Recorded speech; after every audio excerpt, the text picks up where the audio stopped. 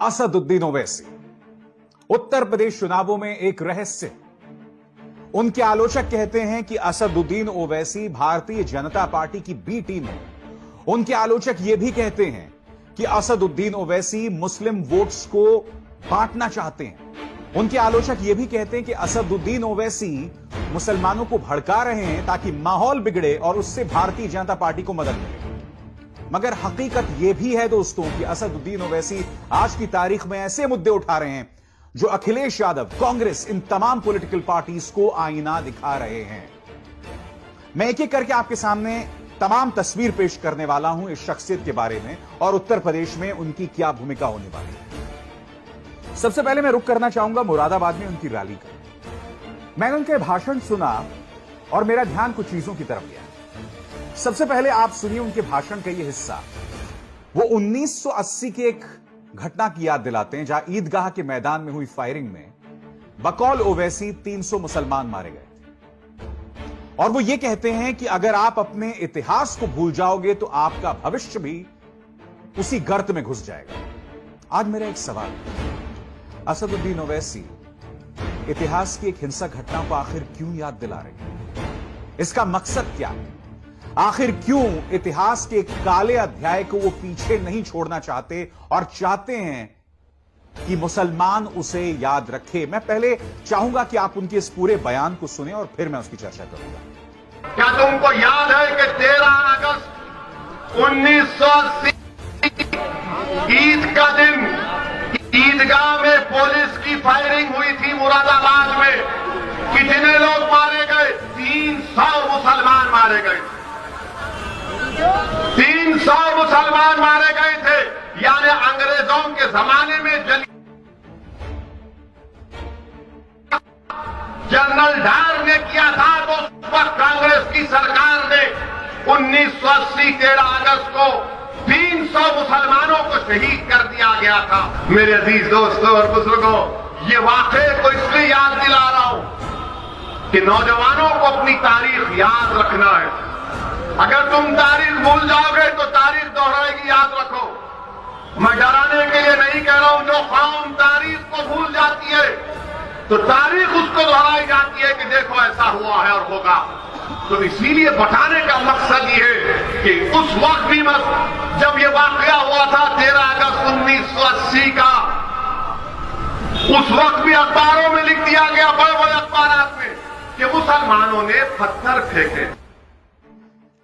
अगर असदुद्दीन ओवैसी का यह तर्क सही है कि हम अपना इतिहास नहीं भूल सकते, तो फिर तो भारतीय जनता पार्टी रामलला पर जो गोलियां चलाई गई थी, अगर उसके नाम पर वोट हासिल करती है तो कौन सा गलत करती है?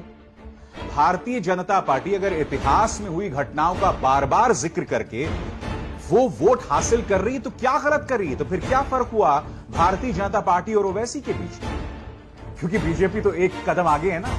वो तो मुगलों को भी याद रखती है कि मुगलों ने किस तरह से हिंदुओं पर अत्याचार किया, जबरन धर्म परिवर्तन कराया, सिखों पर अत्याचार किया, क्योंकि बीजेपी तो वहां पहुंच जाती है।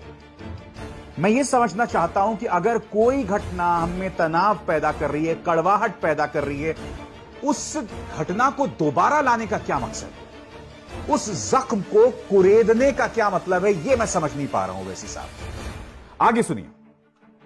वो ऐसा इसलिए कह रहे थे क्योंकि वो हमें याद दिला रहे थे अल्ताफ की घटना की। और जैसे कि आप जानते हैं कि कासगंज में 21 साल के अल्ताफ को पुलिस ले जाती है और लौटती है उसकी लाश। पुलिस एक वाहियात तर्क देती है कि अल्ताफ ने नल की टोटी में अपने जैकेट से निकले नाड़े को बांधकर फांसी लगा दी। बहुत ही वाहियात तर्क। और आप जानते हैं दोस्तों, इस मुद्दे पर मैंने एक नहीं दो कार्यक्रम किए हैं, मुद्दा उठाया है। और मैं ये मानता हूं कि अल्ताफ को इतनी आसानी से उत्तर प्रदेश पुलिस ने टारगेट इसलिए भी किया क्योंकि वो मुसलमान है। और जैसे कि आप जानते हैं आदित्यनाथ की सरकार में मुसलमानों को टारगेट करना कितना आसान है, मगर उससे बड़ा है वो इंसानियत का।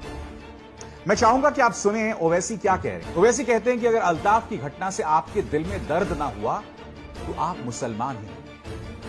मैं चाहूंगा पहले आप उनका ये बयान सुनिए। क्या ये बयान भड़काऊ है? क्या ये बयान जो है वो भावनाओं के साथ खेलना है? मैं ये निष्कर्ष आप पर छोड़ता हूं, मगर मैं अपनी जो उस पर व्याख्या है बाद में करूंगा। सुनिए ओवैसी साहब को। वो आपका बेटा है मेरे भाई, वो आपका भाई है, वो आपका बेटा है, आपका भाई है। अगर तुम मुरादाबाद में बैठ कि नहीं नहीं काशगंज में हुआ, मुझे उससे क्या करना है। अगर तुम उस बच्चे के गम को अपने सीनों में महसूस नहीं करोगे तो मुझे शक होगा तुम्हारे मुसलमान होने का।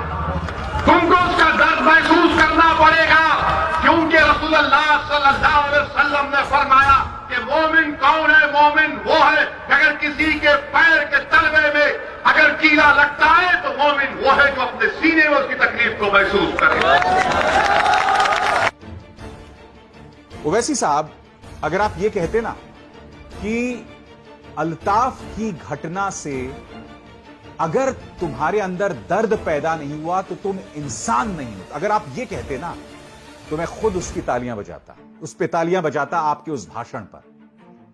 मगर आपने उससे मुसलमान तक सीमित रख दिया, जिससे यह पता चल जाता है, कम से कम जो आपके दो बयान अभी अभी मैंने अपने दर्शकों को सुनाए हैं, कि आपका मकसद बहुत साफ है, किसी भी कीमत पर मुस्लिम वोट को हासिल करना, उसकी भावनाओं के साथ खेलकर या ऐसे बयान देकर जिससे उसकी भावनाएं जागृत हों। और आपको कुछ और चीजों पर गौर करना पड़ेगा।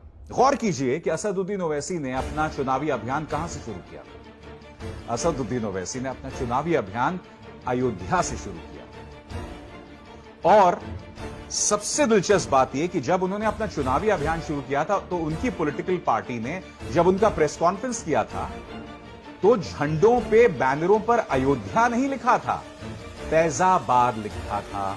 आप जानते हैं दोस्तों, योगी आदित्यनाथ जब से मुख्यमंत्री बने हैं उन्होंने फैजाबाद का नाम बदलकर अयोध्या कर दिया। फैजाबाद नाम की अब कोई चीज नहीं है, ना फैजाबाद जिला है ना कोई शहर है, जिला अयोध्या है।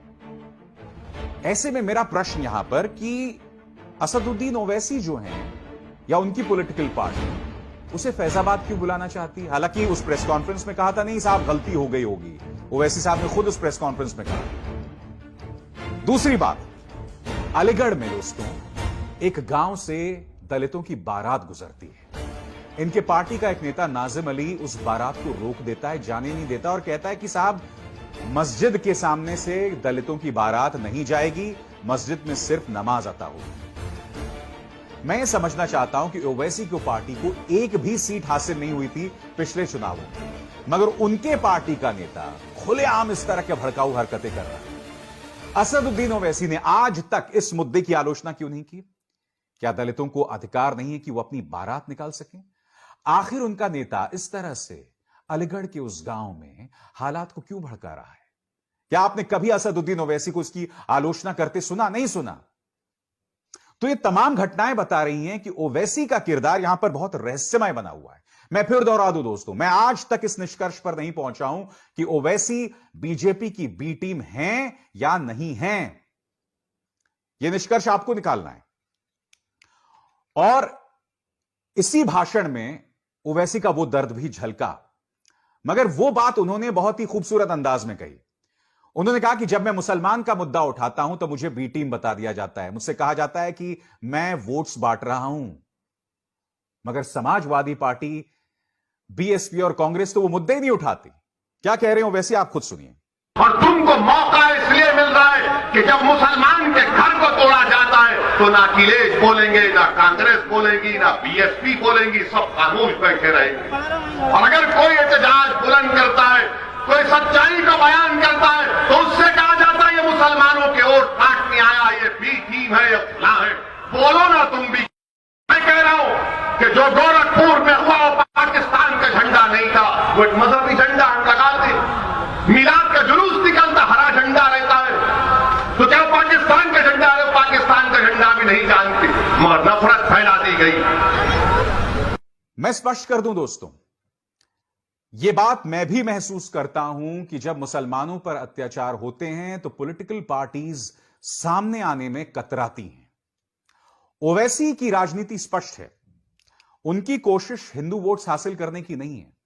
मगर समाजवादी पार्टी जैसी पॉलिटिकल पार्टीज जो कि मुख्य प्रतिद्वंद्वी हैं, वो जानती हैं कि अगर वो मुसलमान वाले मुद्दे को ज्यादा तूल देंगे तो समाज में ध्रुवीकरण पैदा होगा। ध्रुवीकरण पैदा होगा तो आप जानते हैं फायदा किसको होने वाला है, क्योंकि राज्य के अंदर अगर 20% या 15% मुसलमान हैं तो 85% हिंदू हैं या 80% हिंदू हैं। और ऐसी किसी भी सूरत में जहां हिंदू और मुसलमानों के बीच तनाव होगा, जहां भारतीय जनता पार्टी हिंदूवादी राजनीति करती है, तो फायदा तो बीजेपी को होगा। तो यहां पर समाजवादी पार्टी ऐसी पार्टियों का धर्म संकट समझा जा सकता है। मगर जैसे कि मैंने कार्यक्रम में कहा कि ओवैसी कुछ अहम मुद्दे जरूर उठा रहे हैं। मसलन जिन्ना को लेकर विवाद हुआ। अखिलेश ने अपने एक भाषण में जिन्ना का जिक्र किया। भारतीय जनता पार्टी ने उनके भाषण को तोड़ मरोड़कर पेश किया कि अखिलेश जो हैं स्वतंत्रता संग्राम में जिन्ना के योगदान की बात कर रहे हैं। ओवैसी ने एक बहुत खूबसूरत बात कही दोस्तों। वो कह रहे हैं कि सच तो यह है कि इस देश का बंटवारा जिन्ना और कांग्रेस की वजह से हुआ और दोष मढ़ा जाता है मुसलमानों के ऊपर। हम मुसलमानों ने, बकौल ओवैसी, मुसलमानों ने तो अपनी जमीन को चुन लिया, अपने देश को चुन लिया, फिर